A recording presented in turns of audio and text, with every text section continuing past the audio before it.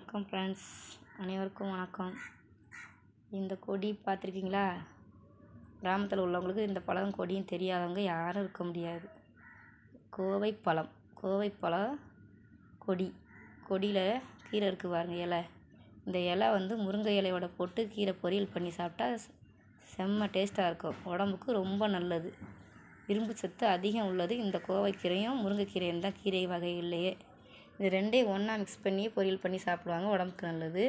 இதோட காய் பார்த்திங்கன்னா பயங்கர கசப்பாக இருக்கும். கசப்பாக இருந்தாலும் அது உடம்புக்கு ரொம்ப நல்லது. அந்த காயை வெயிலில் வத்தல் போட்டு புளிக்குழம்பு வச்சு சாப்பிட்டோம்னா, அறுத்து சாப்பிட்டோம்னாலும் அதுவும் உடம்புக்கு ரொம்ப நல்லது.